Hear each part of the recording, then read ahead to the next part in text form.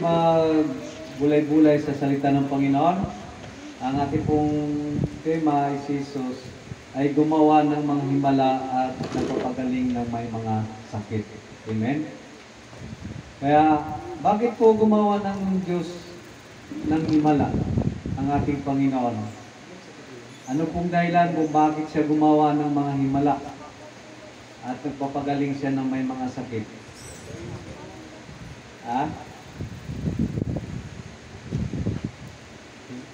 Upang lumakas ang ating panampalataya natin sa Diyos. Amen? Kaya, pag gumawa ang himala ang Diyos, lumalakas po yung ating panampalataya sa Kanya, yung ating pagtitiwala sa Diyos. Kaya, kung nagpapahayag o napakita niya ang Kanyang kapangyarihan na siya ay Diyos na totoo. Amen? So, wala namang makagawa ng himala, kundi ang Diyos lamang. Di ba? Hindi kayang gawin ng tao ang himala. Walang ibang makagawa dyan, kundi ang totoong Diyos na buhay. Upang mapatunayan na siya ang anak ng Diyos. Kaya siya po ay gumawa ng himala.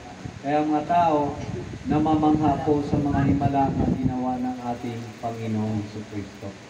Kaya sabi sa Juan 21:25, marami pang ginawa si Jesus na hindi nakasulat sa aklat na ito. Kahit ang buong mundo, hindi magkasya upang isulat ang mga ginawa ng ating Panginoon. Amen? So gaano kapala kadami ginawa ng ating Diyos? So hindi kayang isulat kahit ang buong mundo, hindi kasya ng sulatan. Kaya ang unang himala na ginawa ni Jesus ay yung gumawa po siya ng alak. No? Yung tubig, ginawa niyang alak. Sa Juan chapter 2, verse 1 hanggang 11. So doon po makikita natin kung paano ginawa ng Panginoon yung alak ay tubig nagiging alak. Kaya kung basahin natin yung Juan chapter 2, verse 1 hanggang 11, ito po yung pagkalipas ng 2 araw, may kasalan sa Cana Galilea at naroon ang ina ni Jesus. Si Jesus at ang kaniyang mga alagad ay naroon din. Ginapos ng alak kaya sinabi ng ina ni Jesus sa kanya, nauubusan sila ng alak. Sinabi ni Jesus, huwag ninyo akong pangunahan, ginang, hindi pa ito panahon ko. Sinabi ng kanyang ina sa mga naglilingkod, gawin niyo ang anumang sabihin niya sa inyo. Doon may 6 na tinapay na ang bawat isa'y naglalaman ng 20 hanggang 30 galon. Nakalaan ang mga ito para sa paglinis ayon sa tuntunin pangreliyon ng mga Hudyo. Sinabi ni Jesus sa mga katulong, punuin ninyo ang tubig ang mga tapayan. At pinuno nga nila hanggang sa labi. Pagkatapos sinabi niya, sumalo kayo ngayon at dalhin ninyo sa namahala ng handaan. Dinala na nila ang namahala ng handaan. Tinikman naman nito ang tubig na naging alak. Hindi niya alam kung saan nanggaling iyon. Bagamat alam ng mga katulong na sumalok ng tubig, kaya tinawag niya ang lalaking ikinasal. Sinabi niya rito, ang una pong iniahin ay ang masarap na alak. Kapag marami nang nainom ang mga tao, sa kayahin ang mababang uri. Ngunit ipinapahuli ninyo ang masarap na alak. Ang nangyari nito sa Cana Galilea ay siyang unang kapalagang ginawa ni Jesus. Sa pamamagitan nito, pinahayag niya ang kanyang kadakilaan at nanalig sa kanya ang kanyang mga alagad. Amen? Kaya yung ginawa ng ating Panginoon, lalo pong nanalig sa kanya yung kanyang mga alagad niya. Gumawa po siya ng himala. Nga ang tubig ay ginawang alak. Amen? Kaya kaya bang gawin ng tao yan? Hindi kaya, no? Ang makagawa yan ang Panginoong Jesus lamang. Amen?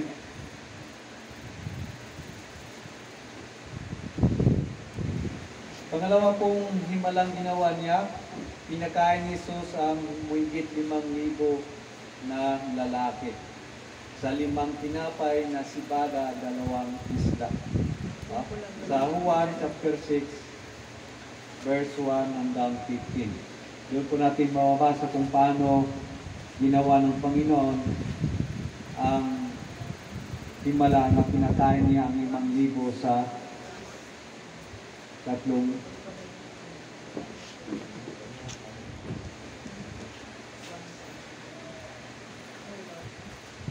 limang tinapay at sa 2 isda. Amen? So, basahin po natin ang chapter 6, verse 1. Pagkatapos ito, tumawid si Jesus sa ikabayo ng lawa ng Galilea na tinawag ding lawa ng Tiberias. Sinundan siya ng napakaraming tao sapagkat nakita nila ang mga kabalagang ginawa niya pagpagaling sa mga may sakit. No?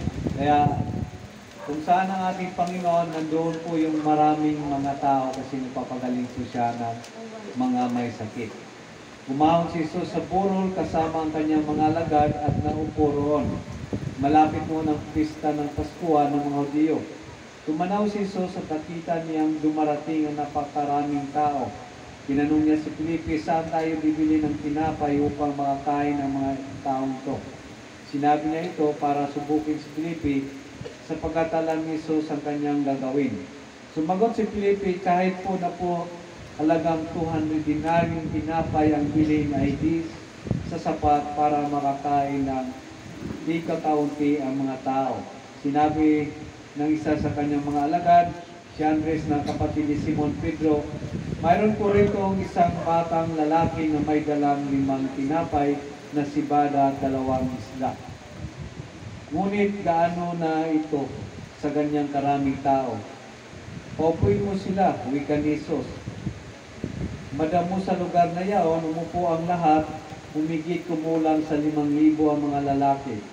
Kinuha ni Jesus ang tinapay at tatapos magpasalamat sa Diyos, ay pinamahagi sa mga tao, gayon din ang ginawa niya sa mga isda. Binigyan ang lahat hanggang gusto nila. Nang makakain na sila, sinabi niya sa alagad, tipunin ninyo ang lumabis para hindi masayang. Gayon din ang ginawa nila at nakapuno sila ng 12 bakol. So makikita natin dito, naghihimala po ang Diyos. Yung 5 isda, napakain niya, ay 5 tinapay at 3 isda, napakain niya yung 5,000 taong higit kumulang. Kaya hindi kayang gawin ng tao, kundi ang Diyos lamang po pwedeng gumawa nito. Kaya namangha po ang mga tao sa ginawa ng ating Panginoon. At marami pang sumubra. 5 bakol ay ilan pong sobra?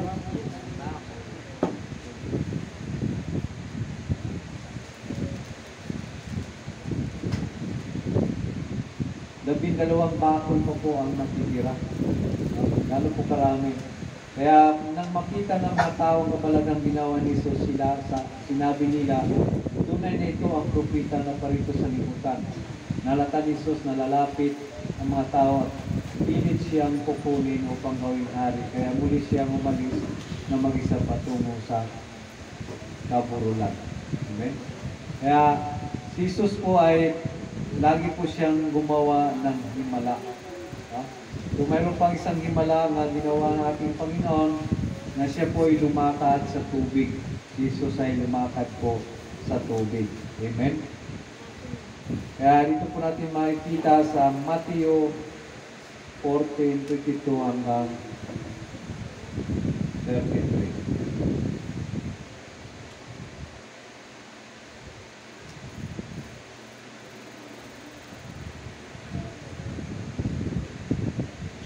Agad pinasakay ni Jesus sa bangka ang kanyang mga alagad at pinauna sa kabilang bayo, samantalang pinauwi niya ang mga tao.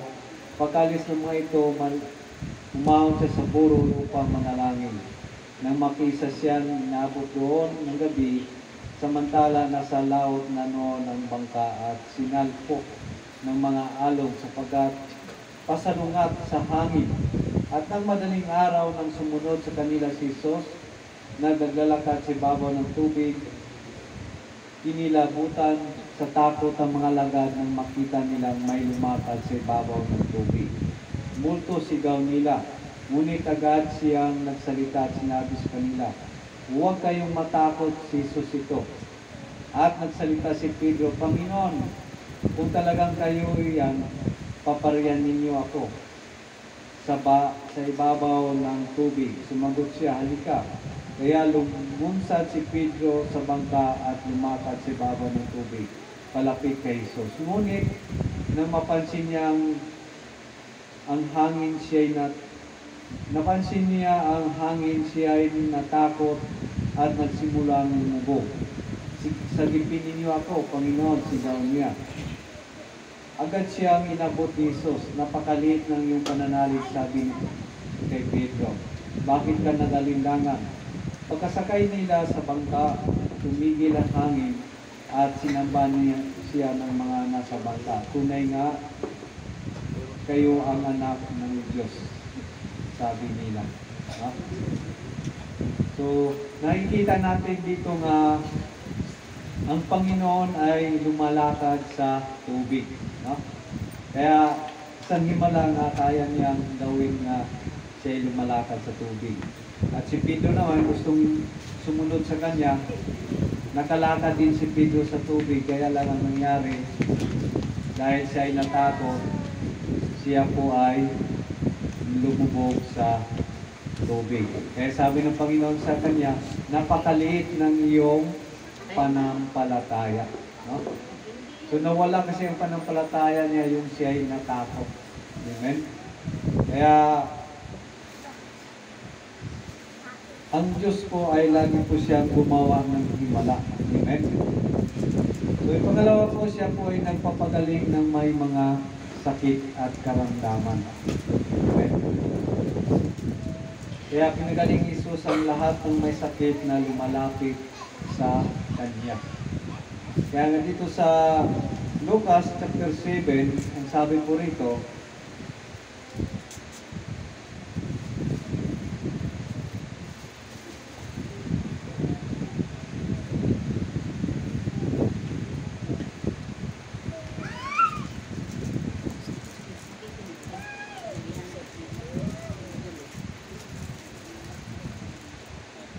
Lucas chapter 7, isa 18 hanggang 23.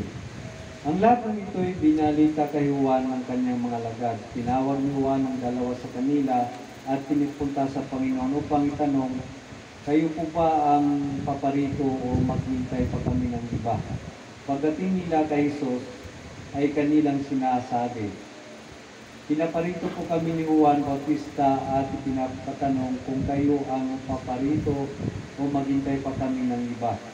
Na mga sandaling yon ay maraming pinagaling si Jesus na pinahirapan ng karamdaman at mga inalihan ng masamang espiritu. Pinagkaloob niya makakita ang mga bulag. Sinabi niya sa kanila, "Pagkatapos bumalik kayo kay Juan at sabihin ang inyong nakita at narinig." Nakakita ang mga bulag, nakalakad ang mga pilay, gumaling ang mga pitungin, nakarinig ang mga bingi, muling nabubuhay ang mga patay, at pinangaral sa mga dukha ang mabuting balita. Mapalad ang taong hindi nag-alinlangan sa akin. Amen? So ang Panginoon po ay nagpapagaling siya ng lahat ng mga sakit. Bulag, bingi, itungin, pilay, o anumang klaseng sakit ay pinapagaling ng Panginoon. Kaya nagpapatuloy po nga siya po ay itoong Diyos na papagaling ng mga sakit at karamdaman. Amen? Kaya hindi lang po sakit at karamdaman yung pinapagaling ng ating Panginoon. Ano pa po? Yung sakit ng ating kaluluwa. Ha? Ha? So, sakit ng ating kaluluwa, una pong pinapagaling ng Panginoon yung kaligtasan. No? Kaya nga pinapangaral niya ang salita ng Diyos upang tayo po ay maligtas. Amen? Kaya hindi lang po sakit at karamdaman yung pinapagaling ng Panginoon. So, una pong ginawa ng Panginoon sa atin yung tayo po ay naligtas. Amen? Kaya dito po sa Matthew chapter 9,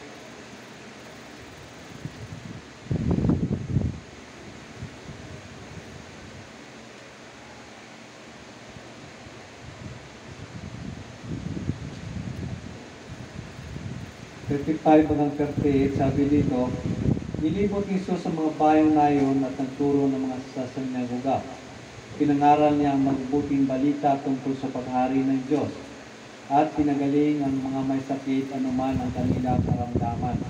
Nang makita niya ang napakaraming tao na habag siya sa kanila sapagkat sila'y lito at lupaypay parang tupang walang pastol. Amen? Kaya sinabi niya sa kanyang mga alagad, saganang anihin, ngunit kaunti ang mag-ani. Dalangin ninyo na may-ari ng anihin nga magpadala siya ng mga manggagawa sa kanyang aanihan. So makikita natin ngayon na napakaraming tao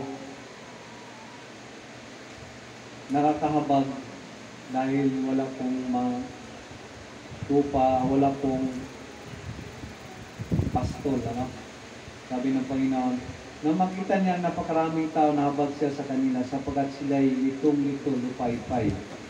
Parang mga tupang walang mga pastol.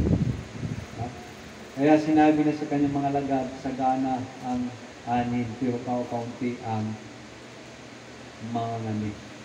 Kaya ngayon po, sa panahon natin ngayon, marami nang aanihin, pero kakaunti ang mag-aani. Kaya nalupaypay ang mga tao kasi wala pong pastol, wala pong nangangalaga. Kaya nalilito po ang mga tao kung saan sila pupunta. Amen? Kaya makikita natin sa paligid ang dami pong aanihin, pero wala pong mga ngani, kakaunti lamang. Kaya nga, sabi ng Panginoon, idalangin ninyo sa may-ari ng anihin na magpadala siya ng maraming manggagawa. Amen? Kaya, dahil marapit na po ang pagbabalik ng ating Panginoon. Amen? Kailangan po nga ang lahat ng tao ay madala sa Kanya. Kaya, kailangan po ipapangaral ang salita ng Panginoon at tungkol ng kaligtasan. Kaya sabi rito sa Roma 1:16, hindi ko kinaya ang mabuting balita tungkol kay Kristo sapagkat itong kapangyarihan ng Diyos sa kaligtas ng bawat mananampalataya. Una sa mga Diyo, kailan sa mga Grigo, niyag ito ang pagpawalang sala ng Diyos sa mga tao at nagsimula sa panampalataya at naging ganap sa pamagitan ng panampalataya ayon sa nasusulat. Ang pagwalang sala sa pamagitan ng panampalataya ay mabubuhay. Amen? Kung paano kung walang nangangaral. No? Kaya maraming tao, maraming sakit kasi wala pong Panginoon, hindi niya kilala ang Panginoon. Diba? So, number 1 sakit ng tao ay ano po? Sakit sa kaluluwa. yung bulsa kasama na rin, huli na yun. Una-muna yung ating kaluluwa na maligtas tayo sa kapahamakan ng ating Panginoon. Amen? Kaya susunod na lang yun pag tayo po ay naligtas na sa Panginoon. Amen? Kaya unang niligtas ng Panginoon yung ating kaluluwa. Kasunod, yung ating mga pisikal na sakit at karamdaman. Diba? Kaya kung walang Panginoon, wala pong nangangaral, hindi po maranasan ng tao ang himala. Kaya ang himala ay mahalaga po sa mga taong mayroong panampalataya sa Kanya. Amen? Kaya nga sabi, mapawalang sala tayo sa pamagitan ng ating pananampalataya. Amen? Kaya, sino pong natatanggap ito ng himala mula sa Panginoon nung napapagaling kayo na pinagaling kayo ng Diyos ng sakit? Wala bang pinagaling ng Panginoon? Wala bang natanggap na biyaya mula sa Panginoon? Marami, ano? Sa araw-araw ng buhay natin, tayo po'y nakatanggap ng pagpapala mula sa Panginoon. Kaya pwede araw-araw mayroon tayong testimony sa ginawa ng Diyos sa buhay natin. Amen? Sino gusto mag-testimony o mag-testimony na to? Bakit nahiya?